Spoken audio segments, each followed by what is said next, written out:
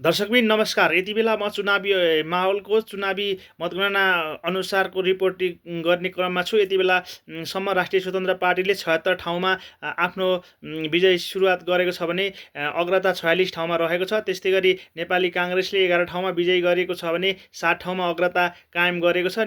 नेकपा एमाले 4 ठाउँमा विजय गरेको छ भने 8 ठाउँमा अग्रता कायम छ। त्यस्तै गरी नेपाल कम्युनिस्ट पार्टीबाट 3 ठाउँमा विजयी छ भने 4 ठाउँमा अग्रता छ र राष्ट्रिय प्रजातन्त्र पार्टी बाट एउटा मात्रै विजय भएको छ र अन्यबाट एउटा विजय र 3टा अग्रतामा रहेको छ। त्यस्तै गरी प्रदेश अनुसार कर्णाली प्रदेशमा नेपाली काङ्ग्रेसले 3टा सिट जितेको छ, राष्ट्रिय स्वतन्त्र पार्टीले एउटा, नेकपा एमाले एउटा छ र कोशी प्रदेशमा राष्ट्रिय स्वतन्त्र पार्टी 8, नेपाली काङ्ग्रेस 1, नेकपा एमाले 1 रहेको छ। गण्डकी प्रदेशमा राष्ट्रिय स्वतन्त्र पार्टीले 12, नेपाली काङ्ग्रेसले 2 र स्वतन्त्रबाट 1 रहेको छ। त्यस्तै गरी बागमती प्रदेशमा राष्ट्रिय स्वतन्त्र पार्टीबाट 22, त्यस्तै गरी नेपाली काङ्ग्रेसबाट 1, मध्य प्रदेशमा राष्ट्रिय स्वतन्त्र पार्टीबाट 15, त्यस्तै गरी लुम्बिनी प्रदेशमा राष्ट्रिय स्वतन्त्र पार्टीबाट 13 र नेपाली काङ्ग्रेसबाट 2 र नेपाल कम्युनिस्ट पार्टीबाट 2 रहेको छ। सुदूरपश्चिम प्रदेशबाट राष्ट्रिय स्वतन्त्र पार्टी 5, नेपाली काङ्ग्रेस 2 र